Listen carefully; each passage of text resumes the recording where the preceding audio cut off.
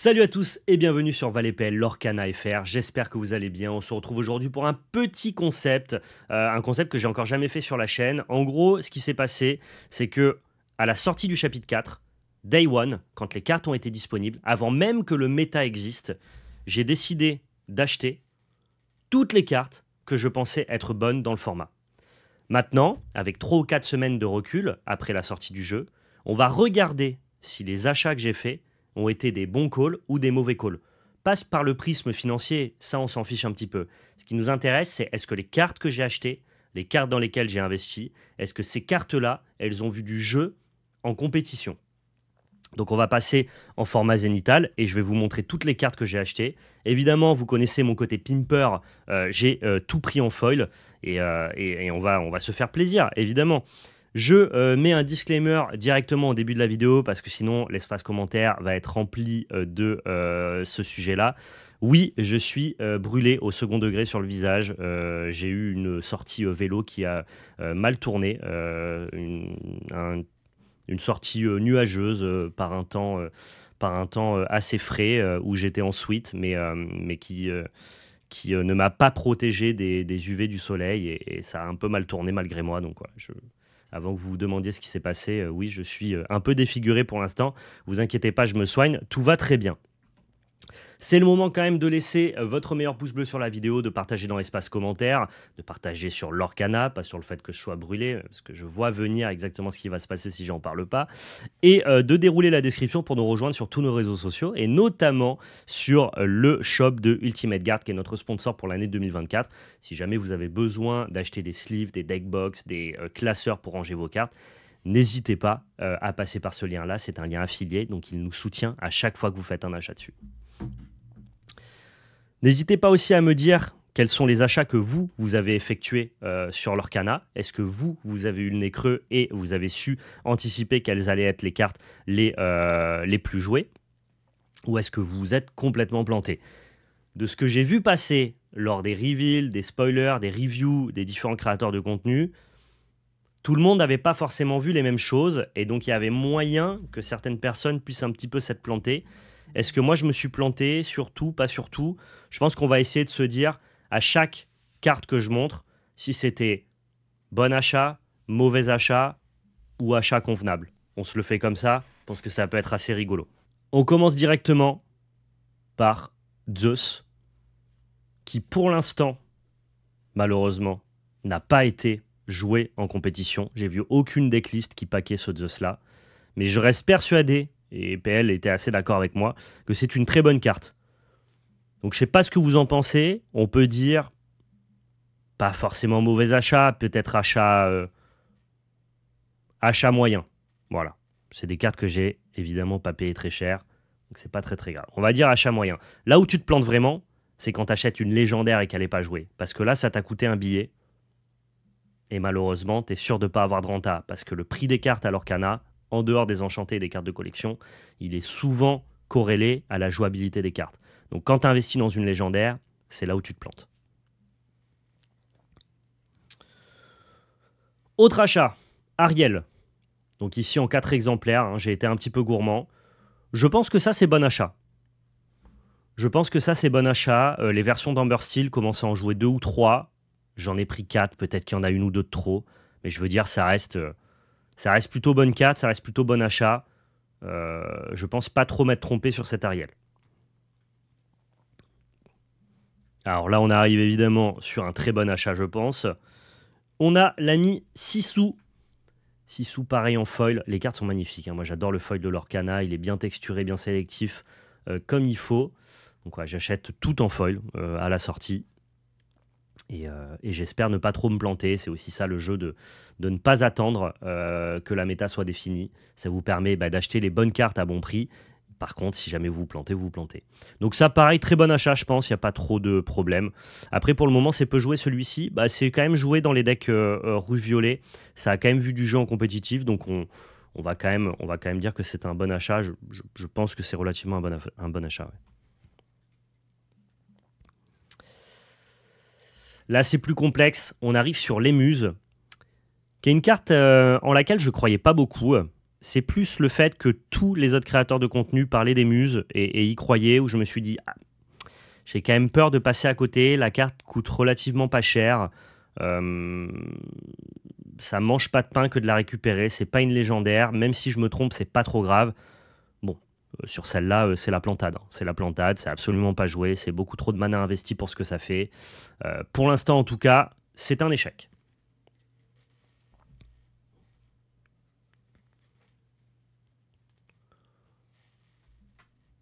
Bon, sans surprise, Pégase, c'est juste un must-have, hein. Il n'y a pas de problème. C'est joué dans un des meilleurs decks du format et ça risque d'être joué encore longtemps. C'est un upgrade strict à notre ami le Caméléon. Aucun souci pour ce Pégase.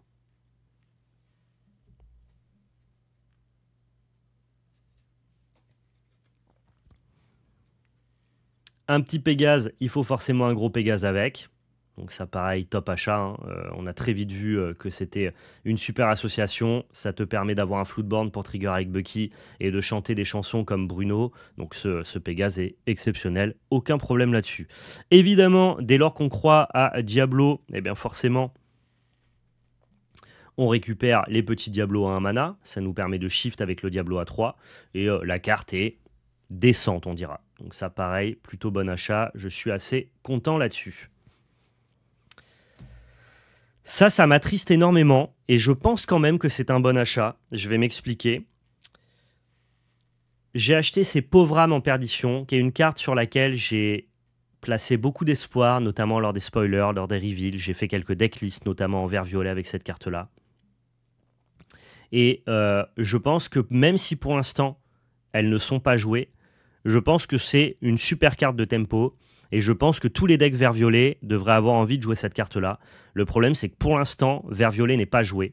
Alors à tort ou à raison, hein, je pense que les gens sont très concentrés actuellement sur Bucky et sur bleu-rouge. Mais si jamais on laisse un petit peu plus d'espace dans le metagame et que vert-violet vient à remettre un petit peu son grain de sel dans ce metagame, je pense que Pauvre âme est une très très bonne carte. Je ne sais pas si on peut dire que c'est un bon achat. Je pense qu'en tout cas, ça n'en est pas un mauvais. Pour le prix que ça a coûté, c'est des cartes qui coûtent 30 centimes en foil. Je pense qu'on est sur un achat convenable ici. Vous me direz si vous êtes d'accord avec ça.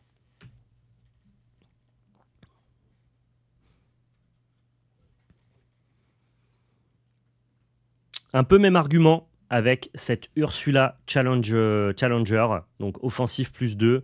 C'est exactement la même chose que Prince Eric, sauf que Prince Eric, ça souffre de la comparaison avec toutes les cartes grises.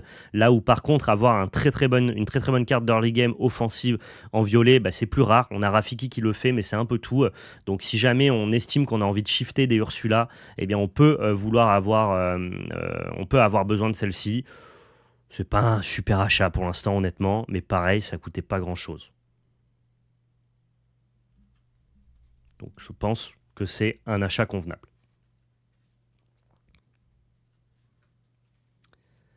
Ici, on a pris 2 Isabella Madrigal. Pareil, c'est une carte en laquelle je crois, sans être vraiment, totalement conquis. J'en ai pris 2 par peur de me planter. C'était des cartes qui coûtaient pas très cher non plus. Pour l'instant, c'est pas vraiment joué. Les decks violet-rouge qui sont très populaires ne la jouent pas, mais ça reste une carte décente, quoi. Elles sont là, toutes les Uncofoil qu'on trouve plus sur CM. Ah, j'ai acheté, je te dis, avant même que les gens aient leur carte, hein. Day one, le jour de la sortie, donc c'était mi-mai. C'était le concept de cette vidéo-là. J'achète tout ce en quoi je crois au début et on voit où est-ce que je me suis planté ou pas. Spoiler, sur le principal, je me suis pas planté. Et ça, c'est plutôt bien. Ici, on est une famille qui est la chanson en laquelle je crois le plus. Je pense toujours que les autres chansons sont pas très bonnes, notamment la chanson verte, auquel croyait tout le monde pendant les reveals, et finalement qui n'est quasiment pas jouée. Donc j'ai décidé d'investir seulement sur celle-ci, parce qu'effectivement, cette vidéo, elle va pas traduire ma réussite seulement par les cartes que j'ai achetées, mais aussi par les cartes que je n'ai pas achetées. Tu vois, il y a par exemple certaines légendaires qui ont pas mal déchaîné les foules. Je pense notamment à Ursula et à Mulan, auxquelles moi je croyais absolument pas. que je n'ai pas acheté. Et pour le coup, c'est plutôt une réussite de ne pas les avoir achetés Day One parce que leur prix est en train de chuter. Cette chanson est très bonne. La chanson verte, pareil, elle est en train de chuter et je ne l'ai pas achetée. Donc c'est aussi, entre guillemets, une petite réussite. Ici, on est sur Ursula à 2, Méloman 4. C'est pas une carte incroyable, mais ça reste un bon achat. C'est une commune, ça mangeait pas trop de pain que de la récupérer. Et je pense que certains decks Amber Steel peuvent avoir envie de la jouer. Isabella, c'est OK, elle a performé au Belgique TCG en faisant second. Eh ben écoute, très bien, très bien, très bien. Ça me valide un achat de plus pour une réussite de plus pour mes achats. Ici, on a cette Ursula en rare, qui est une carte qui est assez difficile à évaluer, en laquelle je croyais pas mal, que ça soit pour Amber Steel, mais surtout pour Vert Jaune. Vert Jaune qui est un archétype qui performe pas trop en ce moment et qui aura finalement, au vu de à quoi ressemble le metagame, beaucoup de mal à performer de par son manque de gestion. Les gens pensaient que la synergie Kida avec la chanson verte allait solutionner le problème. Spoiler, ça le solutionne absolument pas. Donc cette Ursula-là, je vais pas dire que c'est un mauvais achat, je pense qu'on est sur un achat convenable, mais c'est clairement pas un bon achat pour l'instant. Voilà. Même si la carte est quand même très cool. Hein.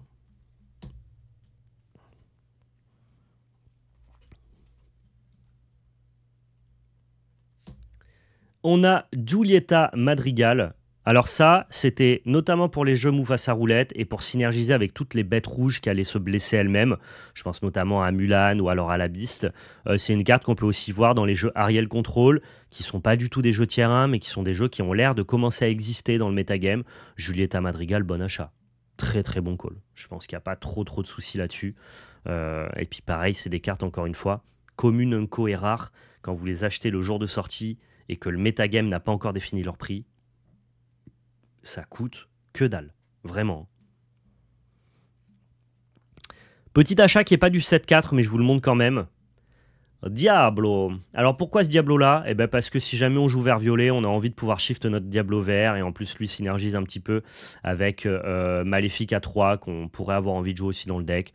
C'est pas un super call, mais ça a coûté absolument rien de les récupérer, donc au cas où on jouerait vert violet avec des Diablos, j'ai aussi le petit support à shift en drop 1. Ces réponses en vraiment moins bien, tu préfères attendre un tour de plus pour piocher 2 ou 3. Bah, ces réponses en vraiment moins bien, mais ça veut dire que ton deck il joue 8 réponses, parce que tu peux attendre un tour de plus, mais ne pas avoir réponse en main. Donc en fait, c'est pas grave que ce soit réponse en moins bien, c'est juste une itération supplémentaire de ta réponse, Coria. Faut le voir plutôt comme ça. Si je pouvais jouer 8 réponses, j'aurais 8 réponses, mais c'est pas le cas. Très bon call encore ici, la sphère d'endurance, qui est une très très bonne carte jouée dans bleu-gris notamment. C'est un peu un pop cycle supplémentaire qui amène encore plus de consistance au deck et qui a un effet qui est vraiment pas négligeable, au même titre que pop cycle. Donc voilà, très très bon investissement aussi ici. Pour le coup, on s'est pas planté. Ah, là on arrive sur ma carte préférée du set, celle en laquelle je crois le plus et qui pour l'instant me donne tort, mais je suis persuadé que tôt ou tard, dans les métas suivantes, ou en tout cas dans le jeu, plus le jeu va avancer, plus cette carte va être intéressante. Personne ne croit en elle, personne, je pense, n'a essayé de la jouer. Moi, je l'ai pas mal testé en violet-gris. On est sur notre ami le fou. Le problème, c'est qu'actuellement, le jeu qui veut absolument jouer ça, c'est violet-gris, donc c'est un jeu qui veut essayer de trade pas mal de ressources sur le board, et à ce titre-là, le fou est une carte exceptionnelle, mais violet-gris est un deck qui ne peut pas jouer Diablo, et c'est trop grave actuellement de ne pas jouer Diablo. Et donc du fait que tu ne puisses pas jouer Diablo en violet-gris est juste pas joué, et donc le fou ne peut pas briller. Mais dès qu'on aura la possibilité de jouer violet-gris, je peux vous assurer que cette carte-là, c'est un bangers. Donc, il faut que je sois bon joueur. Je ne peux pas le mettre en bon achat. C'est même plutôt un mauvais achat si on regarde le metagame actuel. Mais je suis persuadé que cette carte est trop forte. C'est un chanteur pour 3 gratuit que tu vas pouvoir déposer dès le tour 2 sur ton board. C'est trop bien. C'est vraiment trop bien. Donc, pour l'instant, mauvais achat, mais je regrette absolument pas.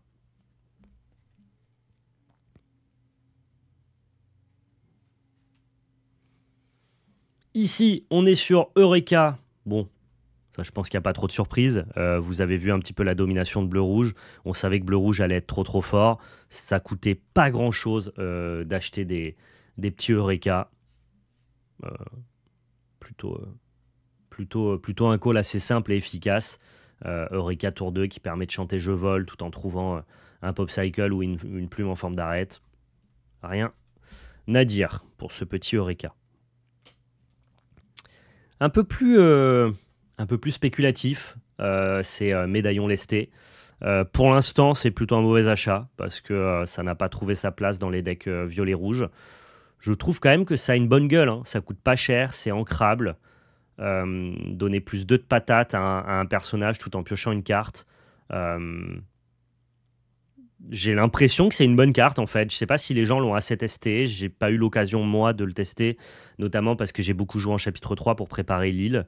Mais ça a quand même l'air d'être une vraie bonne carte pour violet rouge. Donc à voir. À voir si c'est un peu un effet Maui Fichouk, donc une carte qui va finalement trouver sa place quelques semaines après la sortie du set pour ensuite redisparaître. Pour l'instant, c'est pas le meilleur call que j'ai fait. Bon, ça, pour le coup, je m'en veux presque. Parce que je croyais en la carte. Je l'ai beaucoup défendue, notamment lors des reviews avec PL qui y croyaient un peu moins. La carte est évidemment giga banger, quoi. C'est vraiment très très fort. Et je me suis pas écouté totalement, j'en ai acheté que 2. La carte était quand même assez chère dès sa sortie pour une rare foil. Et bon, bah, j'aurais dû en prendre 4, hein, évidemment, j'en ai pris que 2. Donc on va dire que c'est un call réussi, mais en même temps à moitié réussi, parce que je n'en ai pris que 2. Ouais, c'est même pas joué que dans Ariel Control, hein. C'est juste une bonne carte de violet-rouge de base. Donc, roi incontesté, j'aurais dû en prendre plus. Là, on arrive sur la première grosse plantade. Je trouve que tout le reste, même si les cartes sont pas jouées, c'est des cartes qui verront du jeu à un moment donné. Juste là, le méta les a pas encore intégrées. Là, on est clairement sur une carte qui, à mon avis, aura du mal à trouver sa place, mais qui m'a pas coûté grand-chose pour tester. C'est La vie d'un pirate. C'est la deuxième chanson en laquelle je croyais le plus, parce qu'elle est ancrable, parce qu'elle permet de lorer à distance, et parce que chanter pour 6, c'est très facile dans les decks rouges avec Tremen et Medusa. Je suis pas encore totalement convaincu que cette carte est un four, mais en tout cas, vraiment, personne pour l'instant n'a essayé de l'intégrer à un deck, quoi. Donc là, pour l'instant, on est sur une petite plantade, c'est clair. Là, on arrive sur du très bon, on arrive sur du très très bon. Notre ami Sisu non ancrable à 3 qui permet de gérer les drops, enfin les cartes qui ont un d'attaque ou moins. Alors évidemment, ça se combine avec tous les effets de réduction d'attaque, notamment le bloc de glace, hein. C'est une carte qui est plutôt très bonne dans les decks bleu-rouge actuellement, voire même dans d'autres decks. Et puis ça permet aussi d'être un support à shift pour le gros Sisu, tout en étant une carte insaisissable. Évidemment, un très bon call aussi, ce Sisu, hein. Il n'y a pas trop de galère. En même temps, c'est pas parce que ça marche pas aujourd'hui que ça marchera pas demain. Oui, bien sûr, mais pour le concept de la vidéo, Aveline, je trouve qu'il est normal que quand j'ai fait un bon call, on me le valide comme étant un bon call. Mais donc, à contrario, si la carte n'est pas jouée, il faut me le valider comme étant un mauvais call. Sinon, dans ce cas-là, tout ce que j'achète est un bon call. C'est juste que la carte n'est pas encore jouée, tu vois. Là, on essaye de jouer le jeu, si tu veux. L'ami Mulan, bon, bah, qui sera très bien dans les decks Ariel Control qui vont vouloir utiliser Madrigal et Réponse pour pouvoir piocher des cartes. C'est aussi un support à altération pour la Mulan légendaire auquel moi je crois pas beaucoup, mais il y a des gens qui sont intéressés. Je pense que cette carte-là... Je pense que cette carte-là est quand même une très bonne carte et qu'elle continuera à avoir du jeu dans le format euh, assez facilement. Eureka en foil, c'est 15 € actuellement. Bah écoute, je crois que j'ai dû le payer 30 centimes ou 50 centimes. Donc, comme quoi, se positionner dès le début, tu fais des erreurs, mais si t'es pas trop mauvais, tu fais aussi des affaires. En fait, c'est l'avantage quand tu as un œil plutôt aguerri, c'est que tes erreurs te coûtent quand même, sauf si c'est sur des légendaires, j'insiste, mais tes erreurs sur des communes, des Unco te coûtent quand même vachement moins cher que la plus-value que tu peux faire en étant bon. C'est-à-dire que si je me plante, admettons sur une Mulan que j'ai payé 30 centimes, bah, j'ai perdu 30 centimes. Par contre, quand je réussis sur un Eureka à 15 euros, bon, bah, j'ai gagné quasiment 15 euros. Tu vois ce que je veux dire? Donc finalement, ça peut valoir le coup de jouer ce petit jeu-là d'école, notamment sur les cartes qui sont communes et Unco. Encore une fois, sur les légendaires, tous ceux qui ont acheté des Ursula, à mon avis, ils ont un peu le seum, quoi.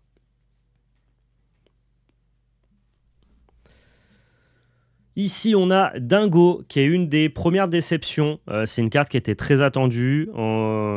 Les gens croyaient beaucoup en elle. Moi aussi. J'en ai acheté 4 et pour l'instant, elle n'est pas jouée, que ce soit dans les decks rouge-bleu ou dans les decks rouge-violet. Ça veut encore une fois pas dire que c'est une mauvaise carte. Mais pour l'instant, c'en est en tout cas pas une bonne, quoi. On va pas la valider comme étant un bon call, plutôt comme un mauvais call. J'ai acheté les Ursula T3, j'ai le seum, c'est-à-dire les Ursula T3. Si tu parles de la Ursula verte qui chante, c'est un bon call, c'est pas un mauvais call, The Mask. Si, le dingo dans Héros Rouge-Gris, c'est très fort. Ouais, mais est-ce que Héros Rouge-Gris, ça fait partie des top decks méta? Et à ce compte-là, c'est pas parce que la carte existe dans un deck qu'elle est bien, tu vois. Moi, je veux qu'elle existe dans des decks performants. Et pour l'instant, ça performe pas beaucoup. Tu vas voir qu'elle va plus être jouée. Ursula verte? Mais attends, pourquoi elle serait plus jouée? Le tier 1 du format, c'est Bucky Discard qui joue 4 Ursula. Il n'y a aucun risque pour moi. On arrive sur une autre carte un peu plus spéculative. Le contrat signé. Ouais, je me suis dit que si la méta était très chanson oriented, et je voyais beaucoup la possibilité pour Amber Steel d'être un très très bon deck du format, vert jaune au tout début du format qui avait l'air d'être pas trop mal, qui chantait beaucoup de chansons. Les decks bleus aussi qui chantent beaucoup maintenant. Je me suis dit que cette carte-là pouvait être intéressante du fait qu'elle soit ancrable. Pour l'instant, c'est un très mauvais call, mais pareil, si jamais la méta devient vraiment trop orientée sur les chansons, contrat signé pourra peut-être devenir une carte de hate. Une carte de hate, c'est quoi? C'est une carte qui va cibler un point très précis du metagame et qui va avoir un effet très très puissant contre ce point très précis. Avant-dernière carte, sur laquelle je me suis évidemment pas trompé. Ne parlons pas de Bruno, évidemment, qui est une très très bonne carte des decks verts, notamment joué dans Bucky Discard, parce qu'on peut le chanter à la fois avec Robin Hood, avec la Beast ou alors avec notre Pégase. C'est une super carte, la carte est magnifique en plus. Ça, c'est évidemment très bon call. Et le dernier, the last, but not the least. Évidemment, notre ami Diablo en foil légendaire. C'est la seule légendaire sur laquelle je me suis positionné dès le début. Et je pense que c'était la seule sur laquelle il fallait se positionner. À l'exception de, il y a une légendaire sur laquelle je ne me suis pas positionné et que j'aurais dû. C'est 6 sous rouge légendaire, qui est devenu un staple non négligeable des decks bleu-rouge. Et j'aurais dû voir ce petit 6 sous. Je ne l'ai pas vu. Je me suis trompé à ce compte-là. Par contre, sur les autres légendaires qui étaient quand même pas mal attendus, c'est-à-dire Ursula et Mulan, elles, j'ai bien fait de pas les acheter Day One, parce que finalement, n'étant pas jouées, elles ont commencé à décliner. Ce Diablo-là, actuellement, il est à 58 € en français, premier prix card market en foil, et je crois que je l'ai payé 45 €. Donc ce qui est quand même plutôt un très bon call aussi. Sur les cartes qui me manquent pour vraiment avoir fait un espèce de strike de toutes les meilleures cartes qu'il fallait récupérer, on a le 6 sous rouge légendaire que j'ai pas récupéré. J'ai récupéré tous les 6 sous avant, mais pas lui. Il me manque le Aladdin Floodborn gris, qui est une carte commune, un drop 3 qui permet de s'engager pour péter des objets. Et la dernière carte qui est passée à travers les mailles de ma commande, c'est Bagarre, qui est la carte rouge action qui permet de détruire une carte de force de 2 ou moins. Voilà les 3 cartes que je regrette de ne pas avoir cliqué Day One. Les gens me parlent aussi de Flynn Rider rouge. La carte est sympathique, pourquoi pas aussi Papikawa, on aurait pu aussi se positionner, dessus. Donc voilà, dites-moi ce que vous en pensez, vous, dans le chat de ces calls. Est-ce que j'ai plutôt bien acheté? Est-ce que j'ai plutôt mal acheté? Globalement, pour avoir été un peu voir les prix sur Card Market, je pense que je ne me suis pas trop planté. J'ai pas fait de grosses erreurs. Les erreurs que j'ai faites sont des erreurs qui coûtent peu. Par contre, les cartes sur lesquelles il y a eu de grosses plus-values, eh ben, je me suis positionné assez rapidement dessus. Tant mieux pour moi. Dites-moi si le format vous a plu, si vous voulez que je fasse ça à chaque sortie d'extension Lorcana. Et comme ça, on peut voir, entre guillemets, si ma vision d'anticipation du méta est plutôt bonne. Et en plus, il y a le petit jeu de tu le payes cash dans le portefeuille si jamais tu te plantes totalement. N'hésitez pas, pareil, sur YouTube à me dire si ça vous a plu. Je vous remercie d'avoir regardé cette vidéo. On se retrouve très prochainement pour plein d'autres contenus Lorcana. Prenez soin de vous et surtout n'oubliez pas, c'était de la belle magie. Ciao tout le monde!